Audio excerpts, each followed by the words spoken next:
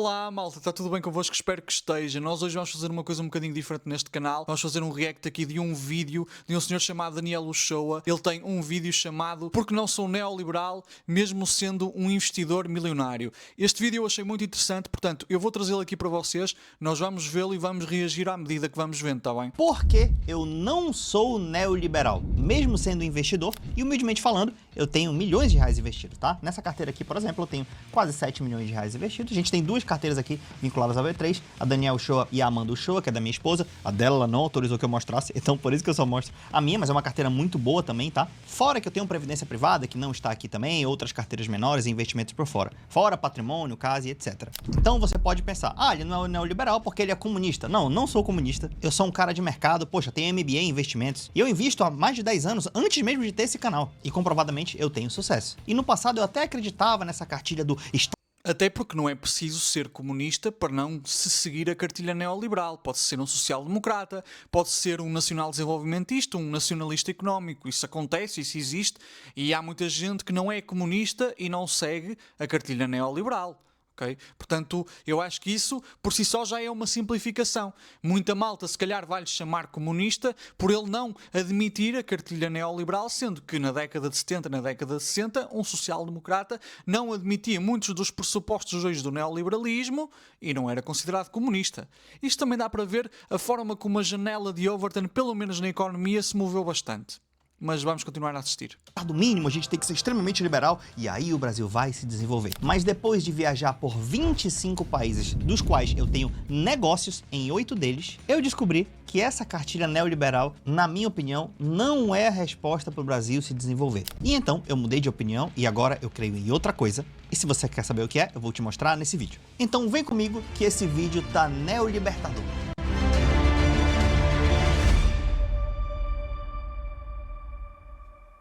Bom, no que eu acreditava antes, assim que eu comecei a empreender? A gente olha para o Estado e vê que tem muita corrupção, muita ineficiência e etc. E logo você fica com raiva. Do outro lado, você que é do setor privado como eu, vê que a gente dá valor em cada coisa. Então você chega à conclusão de que o setor privado é melhor do que o setor público. E para boa parte das coisas, essa conclusão é verdadeira. Logo, tu cria um pouco de ódio do Estado. E aí, se você está no YouTube, como eu estava, você vai cair nos canais libertários ou super liberais, que vão, através dessa raivinha do Estado, colocar essa teoria super liberal na sua cabeça. E você vai aceitar. Vou te dar até alguns livros para ler, como por exemplo, eu li o livro As 6 Lições de Mises muitos anos atrás. E nessa época, sim, eu era super a favor do liberalismo.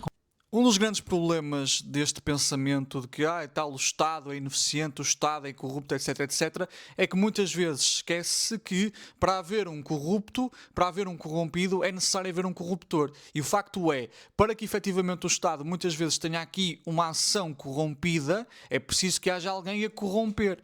E esse corruptor, esse agente corruptor, vem efetivamente do privado, poder económico, e imiscuir-se no poder político. Então esse elemento é muito importante. Eu era até um pouco mais para libertário, poderia dizer assim, ou ANCAP, como alguns gostam de chamar. Se você não sabe o que é um libertário ou ANCAP, normalmente é um cara que a maioria deles aprendeu economia pelo YouTube e eles têm 5 frases características, que eu já falei muito, aliás. As frases são: 1. Imposto é roubo. 2. O Estado só imprime dinheiro e gera inflação. Olha a impressora ali, olha a impressora aqui. 3. A China vai já ter uma bolha na China. Ou então tem uma bolha no outro país, tem uma bolha nesse país, tem uma bolha nesse país. A palavra bolha é sempre presente. 4. O livre mercado resolve tudo, deixa que a demanda e a oferta elas se regulam, então o livre mercado resolve. E 5º, compre Bitcoin, porque aqui o Estado não manda, a gente vai fugir do Estado. Então essas 5 frases que estão na tela, normalmente era a cartilha que eu pregava e que muitas pessoas que eu julgo estarem na fazenda da adolescência econômica, e todo adolescente pensa que é adulto, acabam replicando também. Não que isso aqui seja uma mentira absoluta, não é uma mentira absoluta, só que isso não é 100% verdade para 100% dos países. E, humildemente falando, eu não vou ofender ninguém nesse vídeo, vou mostrar por que eu mudei de opinião. Mas Daniel, você falou de adolescência, explica melhor isso, porque na minha cabeça existem 3 fases do crescimento econômico na vida de uma pessoa. A primeira fase é quando ela é uma criança na economia. Quando ela é uma criança, ela olha e fala: papai, por que existem desigualdades no mundo, a pobreza? Poxa, o Estado poderia imprimir dinheiro e ajudar essas pessoas? O Estado poderia intervir e ajudar essas pessoas? Então essa é a primeira fase que a criança quer fazer. E muita gente passa por essa cartilha, não entende ainda o jogo da economia. Aí você vira adolescente. Você vê que como adolescente, o setor privado é que conduz uma nação, e que se você imprimir dinheiro pode gerar inflação, e que se o Estado intervir, ele pode atrapalhar a economia. Obviamente que se o Estado imprime dinheiro, imprime papel moeda, sem haver aqui uma ociosidade produtiva, sem haver aqui capital produtivo ocioso, então sim, haverá inflação. Agora, a relação de impressão de papel moeda e inflação não é uma coisa direta. Havendo capital ocioso, a impressão de moeda pode até ter um papel de estímulo da economia, ok? Portanto, não havendo aqui lastro, não havendo aqui capital ocioso que possa ser aproveitado para aumentar a oferta, a impressão de moeda gera inflação. Isso é verdade. Agora, a ideia de impressão de moeda igual a inflação, as coisas não são assim tão simples, ok? As coisas não são assim tão simples. Muitas vezes a impressão, ou mesmo colocar dinheiro na economia, ajuda muitas vezes a, de alguma forma, disponibilizar a oferta ociosa que vai ser ativada por um aumento na procura, compreendem? Isso acontece. E uau, você aprende isso e você se acha um gênio? Você é um adolescente? Mas como todo adolescente, você acha que é adulto. E aí, acima disso, tem um adulto econômico. Quem é o adulto econômico? O adulto econômico é o cara que ele sabe o que a criança pensa, ele sabe o que o adolescente pensa, mas ele já está acima discutindo as exceções. Ele sabe, por exemplo, quando que o Estado intervém e pode ajudar o mercado em vez de atrapalhar. No caso dos americanos e dos chineses, ele tem até um hack de pressão monetária sem gerar inflação. Mas é um troço meio perigoso. Mas enfim, eles estão no mundo adulto econômico. Eles sabem quando usar subsídios, eles sabem quando usar tarifas e etc. Claro que muitas vezes podem errar, mas é um jogo mais adulto de conhecer as exceções. E toda vez que um adolescente econômico que fala só a cartilha do livre mercado fala, e ele ouve outra pessoa falando, olha ali, aquele cara tá falando que ele quer intervir no Estado, esse adolescente pensa que ele tá falando com uma criança, mas na verdade ele tá falando com um adulto que já sabe toda essa cartilha liberal e já sabe as exceções dela. Então, uma hora, depois de viajar 25 países e ver como funciona um Estado, estados funcionando bem no mundo inteiro, eu julgo que eu amadureci um pouco mais nessa cartilha. E por isso não sou mais neoliberal. Aí você fala, Daniel, mas você falou de neoliberal, você falou de ANCAP, libertário e tal.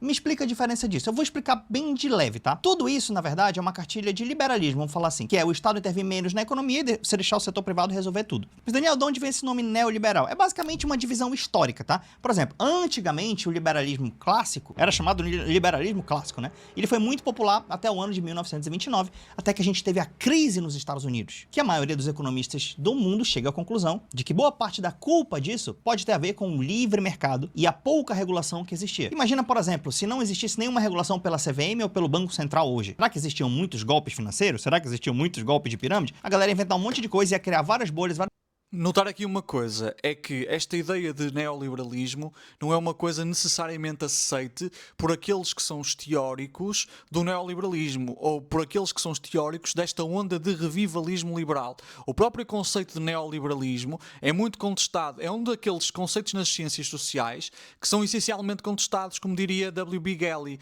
Walter Bryce Gelley. São estes conceitos, é um dos conceitos em que até há pessoas que dizem que não existe neoliberalismo, percebem? Então é preciso ter aqui algum cuidado quando se usa o termo neoliberal. Mas, por exemplo, há quem use neoliberal para dizer que o neoliberalismo é um processo de desencantamento da política pela economia. Ou seja, é a noção de que a economia deve ser deixada nas mãos daqueles que efetivamente são os técnicos e nas mãos do mercado e se deve despolitizar, se deve afastar as decisões políticas da economia.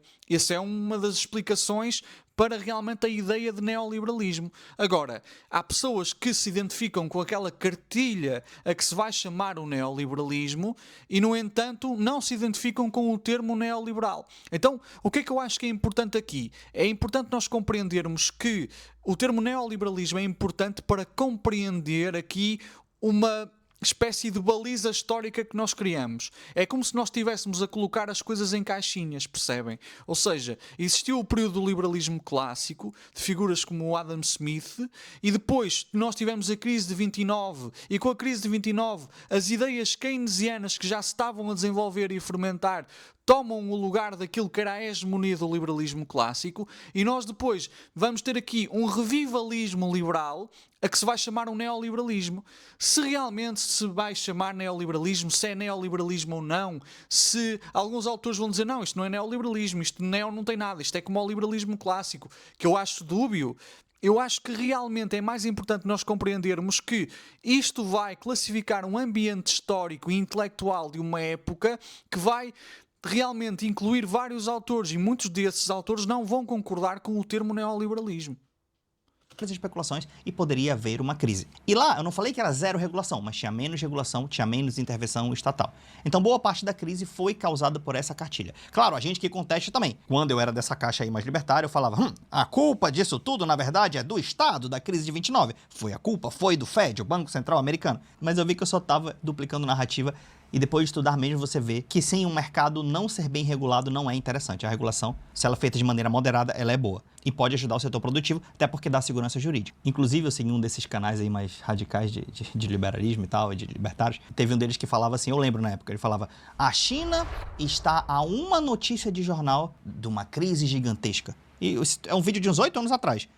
Já é dito isso todos os anos, às vezes quase todas as semanas. Há sempre um órgão noticioso a dizer que a China vai com os porcos daqui a tipo 5 minutos. Eu estava a olhar para o relógio fictício, porque eu não tenho um relógio neste momento nas mãos, mas vocês percebem.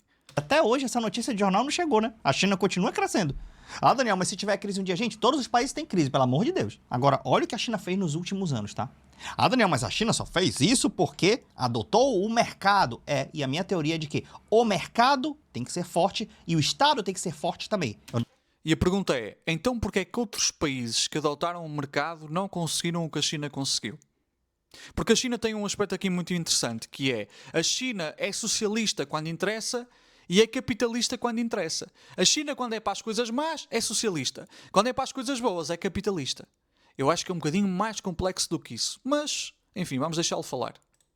Não falei gordo, eu falei forte, inteligente. Se você não tiver o mercado, for só Estado, não adianta. E se você tiver só o mercado, também não adianta. Tem que ser o conjunto dos dois. E a China só tinha Estado. Depois que ela colocou o mercado, juntou as duas coisas. Mas a China não necessariamente é livre mercado e eu vou já te comprovar o porquê. Mas voltando, então o liberalismo ele veio até essa onda de 29. De 29, como resposta a isso, veio... A China criou as bases através do Mao e é uma coisa que não se pode negar, ainda que tenha havido problemas com o grande salto em frente, ainda que tenha havido problemas com a Revolução Cultural, a China realmente criou as bases para depois ter este desenvolvimento económico mais à frente. Por exemplo, no período do Mao, o que vai acontecer é que a esperança média de vida vai aumentar e muito, e há estudos que o comprovam. Eu posso meter aqui depois uma lista, posso meter aqui alguma bibliografia no final do vídeo, na descrição, está bem? Mas esse aspecto é importante, porque eu acho que nós não podemos falar do atual sucesso da China sem falarmos daquilo que foi o desenvolvimento estrutural da China após a Revolução. E os chineses também têm uma leitura que é muito a longo prazo daquilo que é o desenvolvimento económico e daquilo que é o desenvolvimento sociopolítico do país. Então, vamos continuar a ver. A política de intervenção estatal. Então, os estados começaram a intervir mais na economia. A cartilha keynesiana ganhou uma forte fama nessa época. E de 30 a 80 foi basicamente o que dominou, né? Os estados intervindo bastante. Aqui no Brasil, inclusive, de 30 a 80 foi o período que o Brasil mais cresceu na história. Também é importante levar em consideração que este aumento da intervenção do Estado ocorre quer por causa da Primeira Guerra Mundial primeiro, antes da crise de 29, e depois por causa da Segunda Guerra Mundial. Eu vou fazer um vídeo sobre o capitalismo monopolista de Estado, o guião já está feito, os PowerPoints, ou o PowerPoint já está feito e já tem tipo 100 páginas já. Vai ser um vídeo muito grande, vai ser um vídeo mesmo muito grande. E de facto, no esforço da guerra, percebeu-se que realmente o Estado tinha de ter um papel de coordenador e de principal investidor até. Que é perfeitamente natural. Nos momentos de guerra, existe aqui um engrandecimento do Estado. Só para vocês terem uma noção, na Inglaterra, mais de 70% da atividade económica durante aquele período de 1942 e 1943 era movida pelo Estado. Percebem? Era mobilizada pelo Estado. O esforço da guerra também leva, por exemplo, à nacionalização de setores, leva aqui a esforços de coordenação com empresas específicas, às vezes até num quadro de quase corporativismo, de grande relação entre as empresas ou as grandes empresas e o Estado. Então, o esforço da guerra também contribuiu para esta noção da necessidade de intervenção do Estado, quer a Primeira Guerra Mundial, mas particularmente a Segunda Guerra Mundial. Depois, obviamente, nós vamos ter aqui a hegemonia keynesiana, vamos ter o plano Marshall, enfim, vamos continuar a ver o vídeo porque isto vai ficar interessante. Eu sei que já disse, vamos continuar a ver o vídeo várias vezes, desde já peço desculpa por isso, às vezes eu repito-me, acontece. Brasil, durante esse período também, uma parte dele foi chamado de um milagre econômico. O Brasil era o país que mais crescia no planeta Terra. No começo disso, nos anos 30, foi basicamente o Getúlio, teve um período do Dutra ali no meio, mas foi basicamente o Getúlio Vargas, que começou com o dinheiro público a abrir empresas para desenvolver o país. E dali abre Brás. Petrobras, Eletrobras, abre Companhia Siderúrgica Nacional, Vale do Rio Doce, BNDES é dessa época também. Então, de cabeça, eu não vou lembrar todas as empresas, exatamente o ano, mas foi basicamente nesse período que muitas empresas, inclusive que existem até hoje, começaram a existir. O Brasil teve um grande processo de desenvolvimento. O período Vargas foi precisamente um período de nacional desenvolvimentismo. Sem ter hiperinflação, principalmente nos... O Vargas era insuspeito de ser comunista, aliás, ele próprio espalhou muitos mitos anticomunistas, como o mito da intentona, etc., cuja veracidade ainda está aqui por confirmar. Então, de facto, o Getúlio Vargas, ou Getúlio Vargas, eu digo sempre Getúlio, não sei porquê, porque Getúlio parece mais... intuitivo, não é? Mas o Getúlio Vargas teve aqui um papel de nacional-desenvolvimentismo e ele era insuspeito de ser comunista, não é? Quem disser que Getúlio Vargas era comunista, pá, não percebe de história. Primeiros anos não teve hiperinflação, que já foi um problema do final, mas ele começou a crescer bastante. Depois veio a ditadura, que claro, eu sou crítico ao modelo de ditadura, eu prefiro a democracia, mas falando da parte econômica, eles também continuaram usando do Estado para intervir na economia. Então empresas privadas cresciam e empresas públicas também cresciam. Só que na época da ditadura, muita parte do financiamento começou a vir de dívida externa. Dívida externa no Brasil sempre teve, uns anos mais, outros anos menos. Nessa época veio da dívida externa, só que no começo a dívida era barata, você pegava com uma porcentagem de juro baixo. Então você se financiava baixo para desenvolver o país e a sua produtividade conseguia pagar esse juro baixo. Mas em determinado momento o juro externo subiu bastante e aí o Brasil, se enforcou e se deu mal. Inclusive o nosso crescimento foi, os chineses vieram estudar a gente, países asiáticos vieram estudar a gente, tá? Mas aí nos anos 80, o que aconteceu? De 30 a 80 veio essa intervenção estatal. E nos anos 80, como resposta a isso, porque muitos lugares o Estado fez coisas boas, outros lugares não foi tão boa, outros lugares o Estado errou, mas sei que nos anos 80 veio uma nova onda liberal, que eu considero, Daniel, que o neoliberalismo começa aí. Então é mais novo. Ele é marcado principalmente pelo presidente Ronald Reagan dos Estados Unidos, que foi eleito ali em 80, e a Margaret Thatcher. Uma coisa que contribui para isto é aquele período de estagflação. Uma coisa que contribui para isto é o período de estagflação. O período de estagflação vai ser aqui muito difícil para os keynesianos, porque vai haver simultaneamente altos níveis de desemprego e altos níveis de inflação. E então isto realmente vai ser um momento mais da crise do petróleo que realmente vai dar aqui origem ao nascimento de uma nova hegemonia que já estava a ser preparada há anos. Depois há aqui o fim dos acordos de Bretton Woods. Isto foi decidido unilateralmente pela administração do Nixon. Deixa de haver a paridade dólar-ouro. Isso vai levar aqui a um processo também de financiarização maior. E é por isso que muitas vezes se diz que o neoliberalismo é a ideologia do capitalismo financeiro. Do Reino Unido, que foi ali 79 e 80 também. Simplesmente as duas pessoas mais importantes do mundo, e eles adotaram a cartilha neoliberal, que é basicamente o seguinte: gente, o Estado vai intervir pouco, gente, abaixem os impostos das suas economias, vamos deixar o mundo inteiro ter um mercado livre e etc e tal. E se você quiser minha opinião, para eles era a ótima decisão. Por quê? O Reino Unido e os Estados Unidos estavam no topo da cadeia tecnológica. Então, se não existem impostos entre os países, ou os impostos são menores, o que acontece? Quando formos negociar, obviamente o produto deles vai ganhar, porque é mais tecnológico e mais barato. Inclusive disso aí nasceu o consenso ou o acordo de Washington ali pelos anos 80 também, que era um acordo que falava que o neoliberalismo era a melhor cartilha. E aí O consenso de Washington vai impor a países que têm empréstimos dos Estados Unidos formas de política económica que realmente levam a que os países comecem a desinvestir, comecem a cobrar menos impostos, comecem aqui realmente a abrir mais os seus mercados, etc, etc. Ou seja, o consenso de Washington vai efetivamente dar aqui origem a empréstimos, mas as condicionalidades políticas e económicas desses empréstimos são muito custosas, particularmente para a América Latina.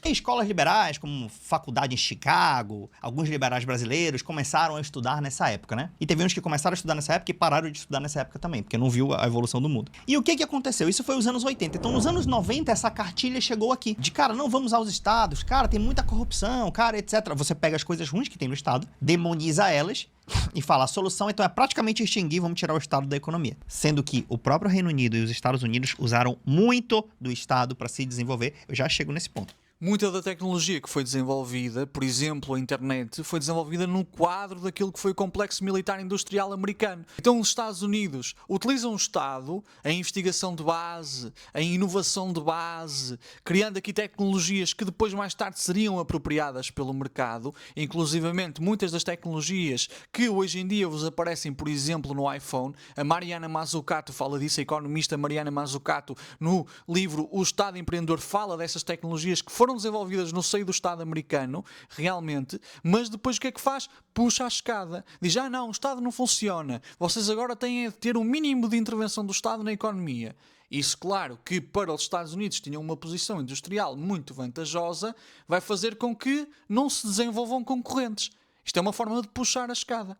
E aí, dos anos 90 para cá, o Brasil começou a adotar essa cartilha neoliberal. Primeiro com Collor, depois com Fernando Henrique. Aí você fala, mas do Fernando Henrique, o nome é Partido da Social Democracia. Mas Bolsonaro falou que ele é de esquerda. Mas não sei o que. Gente, todos esses presidentes que passaram, desde o Lula até Bolsonaro, até Fernando Henrique, eles usam essa cartilha neoliberal. Uns com aspecto mais social, outros com aspecto...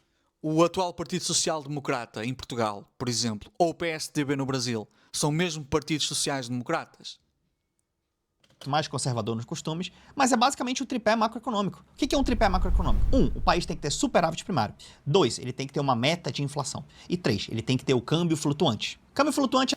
Portanto, superávit primário é superávit no orçamento primário, ou seja, tem de haver aqui um superávit primário no orçamento. Nós podemos falar sobre isso, sobre finanças públicas, noutro vídeo, mas no fundo, para quem não domina muito isto, é exatamente o contrário do déficit. No déficit, basicamente, nós estamos a negativo, estamos a gastar mais do que aquilo que arrecadamos. Com o superávit, é precisamente o contrário, arrecadamos mais do que aquilo que gastamos. É demanda e oferta, então é livre preço. No Brasil é um pouco sujo, que o Banco Central às vezes intervém. Meta de inflação é um negócio mais discutível, eu sou crítico também, mas dá para discutir em outro vídeo. E superávit primário significa o quê? O Estado tem que gastar menos do que arrecada. Ou seja, não deixe o teu Estado crescer muito, bicho, ele tem que arrecadar mais e gastar menos. Então é uma tendência de manter estados enxutos. E o Brasil adotou essa cartilha. A China, por sua vez, e a Coreia, só para você ter uma ideia, nos anos 80 a China tinha um PIB parecido com o Brasil, não lembro de cabeça quem era maior ou menor, mas hoje em dia a China tem um PIB cerca de 7, 8 vezes maior do que o PIB brasileiro. Se eu pegar o PIB industrial, então, meu irmão, a China disparou. Enquanto a indústria no Brasil caiu muito. Por quê? Por que você acha que a nossa indústria caiu e por que você acha que a deles cresceu? Ah, foi só o mercado? Não. Foi só o câmbio? Não. Foi só que eles não têm uma democracia? É mais fácil de governar? Não. Foi uma mistura de tudo isso, apesar de eu ser democrata, como eu falei pra vocês, tá? O que acontece? A China e os Estados Unidos, eles usaram muito da intervenção estatal para crescer. Vou te dar um exemplo. Apesar de eu não ser socialista, eu não faço aquela crítica, o socialista de iPhone, porque não faz muito sentido, eu vou te explicar por quê. Esse celular que é o símbolo do capitalismo, o iPhone, que você comprou via capitalismo ou via mercado, na verdade, assim, gente, muita gente confunde o mercado com o capitalismo. Eu já nem me lembrava que ele ia falar do iPhone, porque eu já vi este vídeo há algum tempo, mas pronto, é o dom da Apollo. Podem dizer que é o dom da Apollo como o João Carvalho. Basicamente ele vai dizer que há muita tecnologia que está no iPhone que foi desenvolvida pelo Estado americano. Tá? E eles falam assim, o capitalismo ele é inerente à vida do ser humano, é natural. Não, gente, o mercado, o ato de comerciar é natural à vida do ser humano. Mas não sei se tu sabe, o mercado existia antes mesmo do capitalismo, tá? Capitalismo... Ponto muito importante, o mercado existe antes do capitalismo. Capitalismo não é sinónimo de mercado. Para nós termos capitalismo, nós temos de ter propriedade privada dos meios de produção, ou seja, a propriedade privada dos meios que nos garantem a produção dos bens que consumimos, portanto, as fábricas, as terras agrícolas, etc, etc. Depois temos de ter a produção de mercadorias, e aí entra a questão de termos uma economia de mercado. Depois temos também o aspecto do trabalho assalariado. Para realmente nós termos capitalismo, nós temos de ter aqui uma relação entre os proprietários de meios de produção e aqueles que só têm a sua força de trabalho para vender. Ou seja, tu és trabalhador, tu não és proprietário, por exemplo, de uma fábrica. Para tu realmente conseguires ter acesso a bens de consumo, tens de trabalhar para alguém que tem um meio de produção e ele paga-te um salário e tu com esse salário vais comprar bens de consumo. E não só bens de consumo, podes eventualmente até criar uma carteira de investimentos como o Daniel Uchoa. Mas esta divisão, esta relação específica entre trabalhador assalariado e dono do meio de produção, portanto capitalista, é essencial para o capitalismo. E, portanto, propriedade privada dos meios de produção, haver uma economia de mercado e, por sua vez, haver também aqui esta relação de capitalista e trabalhador. Estes são elementos essenciais. É claro que o capitalismo é um conceito que acaba também por ser contestado. Eu estou a usar aqui a definição do José Teixeira Ribeiro, do professor José Teixeira Ribeiro, e a visão do professor Avilés Nunes, mas há muitas visões em disputa e eu acho que esta visão, de facto, é uma visão que se tem tornado cada vez até mais consensual. A propriedade privada dos meios de produção e também quem é que manda no dinheiro da parada. E não, o ato de mercado. Então, muita gente dessa caixa liberal confunde as duas coisas. Eles falam, por isso que eu sou a favor do capitalismo, porque não sei o quê. E ele, na verdade, tá falando que é a favor do mercado. E o mercado, sim, é importante. Eu não estou querendo tirar o mercado da sociedade, óbvio não. Tem um monte de ações que eu compro do mercado, tu acha que eu vou ser contra. Mas voltando, os Estados Unidos, ele, via investimento estatal, a pretexto militar, a pretexto de guerra, a pretexto de não sei o quê, ele desenvolveu a internet. Tira a internet do iPhone pra você ver o que é. Ele desenvolveu o GPS. Tira o GPS daqui. Ele desenvolveu a tecnologia inicial da tela de touchscreen. O Estado descobriu isso. Tira isso aqui do iPhone pra ver o que sobra. Então o Estado descobriu muitas e muitas novas tecnologias. Você vê a China investindo em Novamente, o Estado empreendedor de Mariana Mazzucato. Muito importante. 5G e 6G, e você vai ver essa corrida do 6G na sua cara, e você vai ver que os estados vão estar tomando conta disso, e muitos deles colocando dinheiro nas suas empresas privadas. Então o Estado descobriu muitas coisas e depois a iniciativa privada faz o que ela faz de melhor, transforma isso. Porque a questão é que a iniciativa privada tem o objetivo do lucro. E alguns investimentos, como estes que ele mencionou, o da internet, só vão ser rentáveis se calhar daqui a 20, 30, 40 anos. Ou seja, estas investigações de base, estas tecnologias de base, muitas vezes não são mercantilizáveis no imediato. Então o Estado, através da inovação e desenvolvimento desta investigação de base, vai proporcionar aqui um ambiente para que depois as empresas possam transformar estas investigações de base em bens de consumo massificado. Compreendem? Então é importante. Isso aqui em produto e vende pra gente. Eu sou um grande fã do mercado e eu sou um grande fã da iniciativa privada. Mas ela sozinha, deixada pra competir com todo mundo, com um monte de estado interventor no mundo, ela não vai ganhar a nossa iniciativa privada sozinha, óbvio. A China, querida, eu sempre falo isso, eu tenho 2 carros aqui em casa. Um é um carro europeu, que é uma BMW X5, e o outro é um carro chinês, o BYD Seal, que 3, 4 anos atrás esqueci-me de mencionar uma coisa. O objetivo da iniciativa privada é o lucro. E a questão é que os privados não têm a mesma liquidez que o Estado tem para realmente investirem e esperarem 20 ou 30 anos que o investimento dê origem aqui a algum tipo de rentabilidade. Percebem? Então, como o objetivo do Estado não é o lucro, ele está preparado para um determinado tipo de investimentos que nem sempre são atrativos, pelo menos no imediato, para o investimento privado. ninguém tinha ouvido falar da BYD. E agora ela está dominando o mundo. Tá crescendo, tá passando marcas europeias. Aí tu fala assim, caramba, que legal, né? Foi somente o livre mercado que fez a BYD chegar no mundo inteiro. Tu acredita mesmo nisso, assim? De boa, tu chega na tua casa e fala assim, ó, olha, a China, só o livre mercado, né? O Estado chinês não está intervindo em nada. Por isso que as empresas chinesas viraram boa do nada. E se você acredita nisso, de novo, tá mais fácil acreditar em Papai Noel. E é um sintoma de adolescência econômica. A China intervém muito nas suas empresas privadas. Às vezes com subsídio, às vezes dando dinheiro para elas mesmas, às vezes sendo sócio das empresas. Inclusive, querido, a China, só pra você saber, qual o principal preço de uma economia? Fala pra mim, é o preço do iPhone? É o preço do arroz? Cara, é o preço da comida? Não. O principal preço de uma economia é a sua moeda. Concorda comigo? A moeda. Porque no limite a moeda pode ser até um produto. Você pode comprar ou vender a moeda. E a moeda, ela varia de acordo com demanda e oferta, verdade? Por exemplo, o dólar tá 5,60 agora, mas daqui a pouco você pode comprar 6 ou você pode comprar a 5. Isso é quando o câmbio é flutuante, quando o preço da moeda é sugerido via livre mercado, via demanda e oferta. Pergunta, o câmbio da China é definido pela mão invisível livre do mercado, por demanda e oferta? É um câmbio flutuante, é? Não, querido, não é. O principal preço da economia chinesa é definido pelo Partido Comunista Chinês. É um câmbio fixo que varia dentro de uma banda. Não sei se você sabe, isso é totalmente o contrário de livre mercado. Aí tu fala, Daniel, mas eles têm um mercado. Gente, ter um mercado... A China não deixou de fazer planificação económica. Não obstante, neste momento, faz essa planificação económica conjugada com mecanismos de mercado. Então, realmente, é bom nós olharmos para esse exemplo para perceber realmente o que é que eles estão a fazer e porque é que está a funcionar. Não necessariamente significa que ele é um livre mercado. Você pode ter um mercado com alta intervenção estatal, ou você pode ter um mercado com nenhuma intervenção estatal. Aí seria o livre mercado.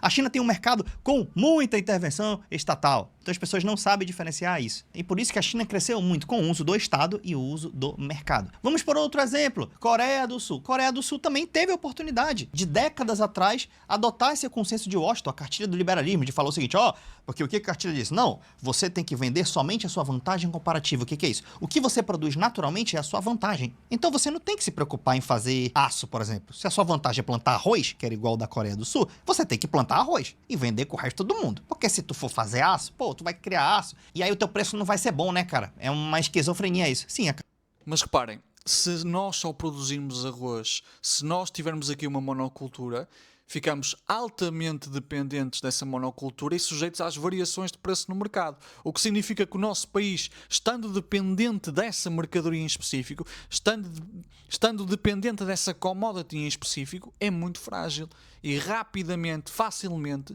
consegue estar sujeito aqui a uma crise. É por isso que este argumento das vantagens comparativas tem de ser encarado com uma boa pitada de sal.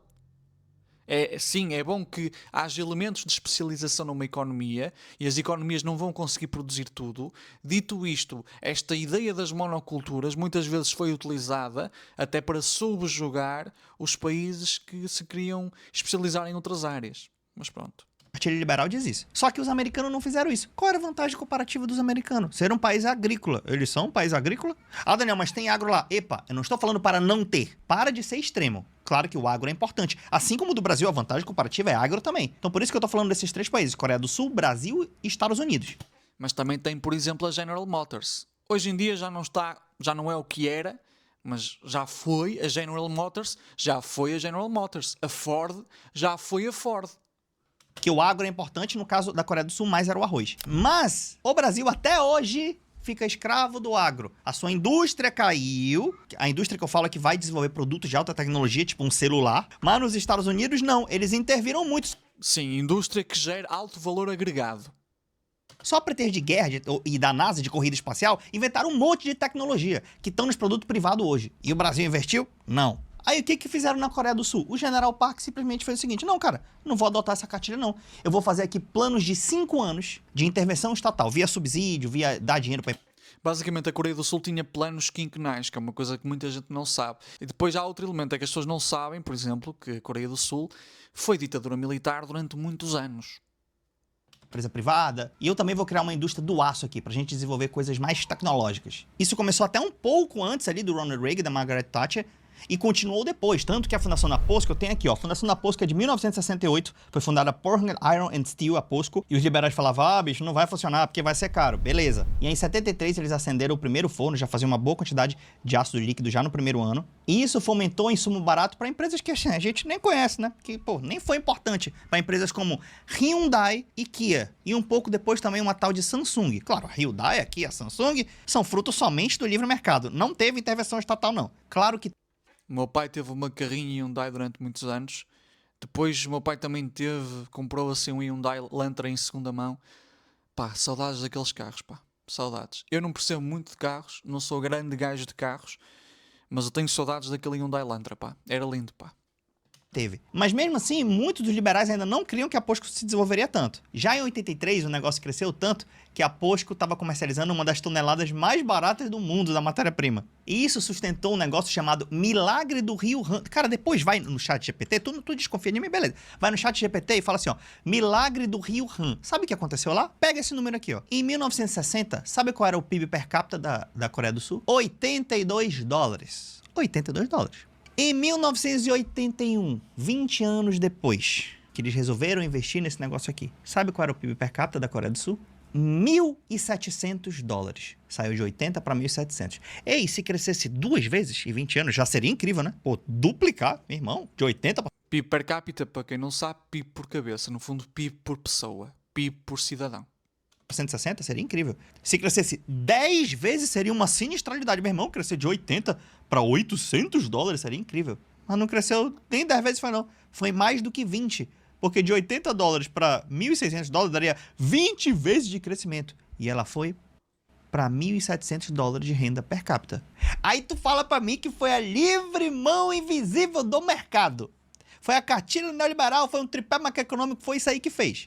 Se bem que a questão da mão invisível neste momento é altamente discutível. Nós podemos falar de mão invisível do mercado numa altura em que tínhamos o capitalismo concorrencial, antes daquela grande crise que vai aqui inaugurar, se bem que já existia de alguma forma, isto nunca é assim tão simples, o capitalismo monopolista. A verdade é que hoje em dia nós temos grandes empresas e particularmente grandes conglomerados que têm aqui um nível de concentração horizontal, por exemplo a Unilever, que basicamente lhes permite não apenas ser tomadores de preços, agora são também eles próprios os definidores dos preços. Dentro de um certo intervalo, obviamente, para não alienarem a procura, mas a verdade é que o poder deles é tão grande no mercado, são empresas monopolistas, e atenção, com empresa monopolista eu não quero dizer monopólio no sentido estrito. O que eu quero dizer é que há aqui um conjunto de empresas, de acordo com Avelange Nunes, novamente aqui citando o livro dos sistemas económicos, que vamos utilizar para falar do capitalismo monopolista de Estado, num vídeo que eu vou fazer e provavelmente lançar ainda esta semana, há aqui empresas monopolistas que detêm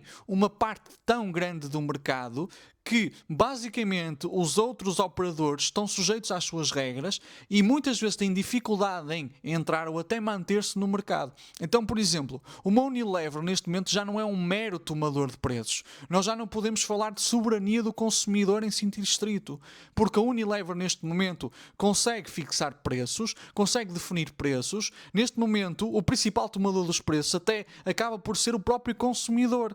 E não é só isso, é que a Unilever também já consegue, através das técnicas de venda, através da publicidade, através, não neste caso a Unilever, mas por exemplo as empresas tecnológicas, através da obsolescência programática, conseguem até criar necessidades económicas novas para escoar a sua produção. Portanto, esta ideia do capitalismo concorrencial, em que basicamente os operadores económicos são tomadores de preços, price takers em sentido estrito, já não se adequa. Neste momento nós estamos a ver um fenómeno dessas grandes empresas serem price makers. E é por isso que muitos libertários até vão dizer isto não é verdadeiro capitalismo, porque é um capitalismo sujeito aqui a meia dúzia de grandes empresas, tem um controle muito grande sobre a economia, afastam os concorrentes e assim. Eu concordo no sentido em que realmente há esse aspecto. Agora, não ser verdadeiro capitalismo é outra questão. Porque na concorrência há vencedores e perdedores. Frequentemente, os vencedores ocupam-se da parte do negócio dos perdedores que saem do mercado.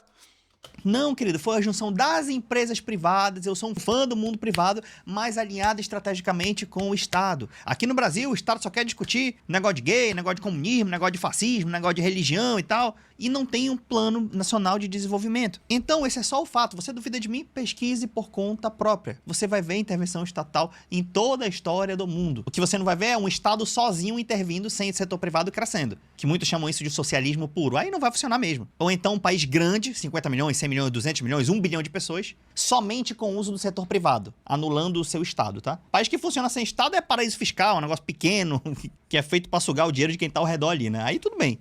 Então essa cartilha neoliberal serve para você que chegou no topo da cadeia tecnológica, porque você, cara, eu tô com os melhores produtos do mundo, então eu vou começar a vender cartilha pra galera, pra falar pra ele baixar os preços, pra todo mundo ser livre, porque aí o meu produto entra lá e ganha. Se eu fosse presidente do Brasil e a gente domina... Há um livro que se fala sobre isso, chama-se Puxando a Escada.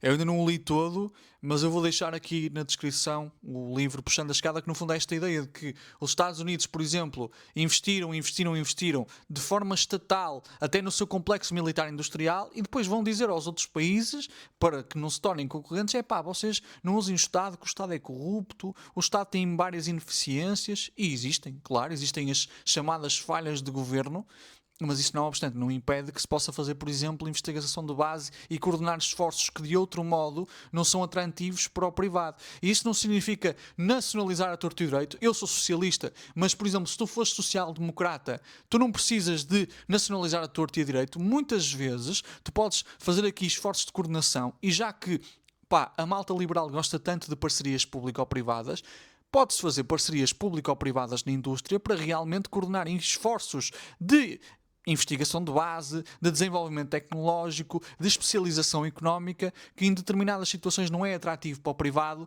porque não tem um retorno lucrativo e imediato. A curto e médio prazo, às vezes só tem a longo prazo. Na cadeia tecnológica mundial... Ou seja, o Estado torna-se um tomador de risco no lugar do privado, percebem?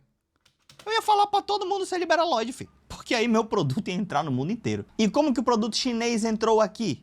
Como o Estado interviu, ajudou o setor privado, e agora que eles são grandes, você pode ver que o Xi Jinping tá lá falando: sou a favor do multilateralismo, vamos abaixar os impostos? Por quê? Porque ele sabe que a tua casa já tá cheia de produto chinês, e se baixar os impostos, vai entrar mais produto chinês ainda. Tu duvida? Até o Trump começou a taxar os caras em o mundo inteiro, porque viu que tá perdendo essa guerra. E o que é que ele está fazendo como resposta? Usando do livre mercado? Não, tá intervindo pesadamente usando do Estado. Inclusive, acho que ele tá fazendo isso mal, tá? Mas você vê que é Estado brigando com o Estado. E não, ninguém tirou o Estado de jogo pra ganhar essa guerra. E como que eu mudei de opinião? Cara, eu comecei aí, eu fui na Europa e eu vi países que taxam mais os ricos do que no Brasil, porque aqui no Brasil fala que se taxar rico vai fugir, né?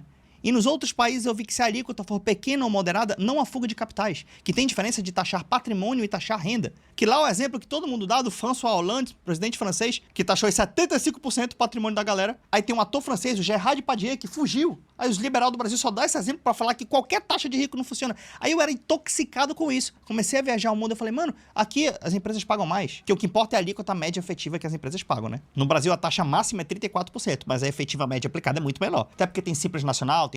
E no Brasil há muito aquele discurso: não se pode taxar o agro porque o agro vai sair e levar o seu capital todo. Ok, o agro vai levar os terrenos que tem?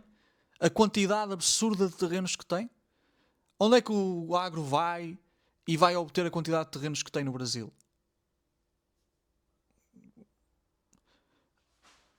Vocês acham mesmo que um setor altamente monopolista, estabelecido, e quando falo do agro, falo do grande agronegócio, falo dos grandes latifundiários, vocês acham que quem está estabelecido tem aquela quantidade absurda de matéria-prima, vai concorrer em outros mercados, sabendo que nos outros mercados não está estabelecido, não tem uma posição de vantagem e ainda por cima não tem aquela matéria-prima toda à disposição?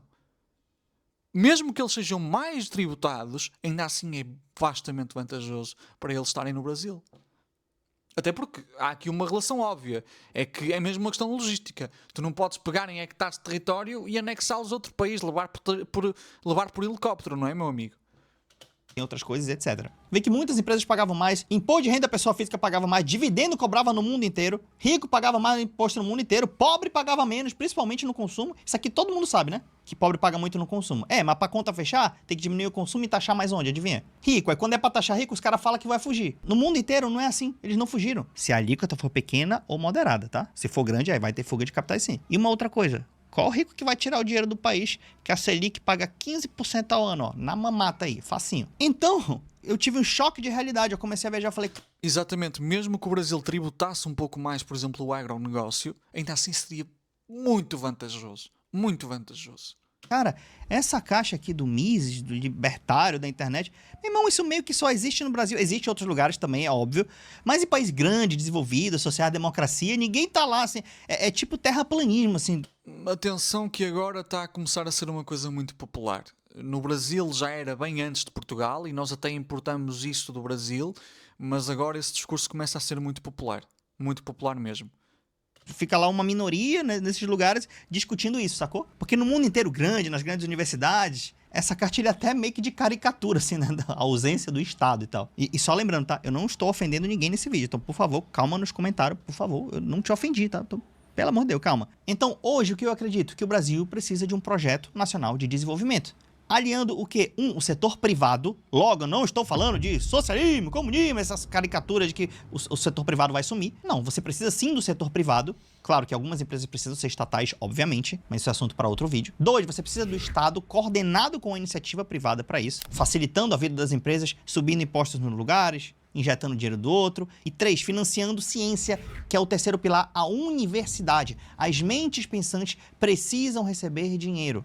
E essa onda do superávit primário, o que o Brasil precisa? Ele precisa de um superávit operacional. O que é isso? Os custos do Estado, sim, eles, a meu ver, tem que ser azul. Ou seja, custo com funcionário público, custo com gabinete, com água, luz, telefone do Estado. Isso sim, beleza, o Estado tem que gastar menos do que arrecada. Concordo com isso. Mas você pode operar alguns anos em déficit se existir um plano por trás. Por exemplo, você fala assim, cara, eu vou investir 5 anos em inteligência artificial. Eu vou precisar de 2% do PIB para isso. Ó, eu tô pagando as contas em dia aqui, ó. O Estado operando normal, ele tá no azul, beleza. Mas esse ano eu vou operar em déficit, ou por 5 anos seguidos, 2% do PIB em déficit, DEFT porque eu vou investir em inteligência artificial. Porque se eu investir nisso, no futuro esse dinheiro vai retornar. Então aqui você não teve superávit primário, mas a produtividade que isso vai trazer a longo prazo é muito grande. Os Estados Unidos operam em déficit há muito tempo, a China também. O que não pode é, claro, déficit para pagar custo básico. Aí eu sou contra, tá? Até na empresa é assim, gente. Pô, a minha empresa tem lá, beleza, eu chego lá, tem o EBITDA, que é o lucro operacional. Pagando todos os custos da empresa, toda a operação, ela tem que dar lucro, beleza, tá no azul. Aí depois disso tem a despesa financeira, que é o quanto você investiu ou quanto você deve, né? É juros, se você está contra ou a favor de você os juros. E aí no final tem o lucro líquido. O lucro líquido, querido, tem empresas que reinvestem na empresa, que a gente chama isso de CAPEX. Então eu sou a favor do Estado ter um EBITDA com os custos dele positivo. Mas quando sobrar um lucro líquido, fala, cara, eu tenho o potencial de gerar um superávit primário. Beleza. Só que este ano eu não terei superávit primário, porque eu vou meter 2, 3, 4, 5% do PIB em ciência e tecnologia. Vou fazer isso por 5 anos. Eu acredito nisso, mas para isso você não pode adotar uma cartilha simplesmente de não, qualquer déficit é ruim. Não, se for um déficit... Sim, exatamente, porque há déficits que efetivamente pode ser investimento. Pode ser investimento em inovação, lá está, em inovação e desenvolvimento, como se chama, IID.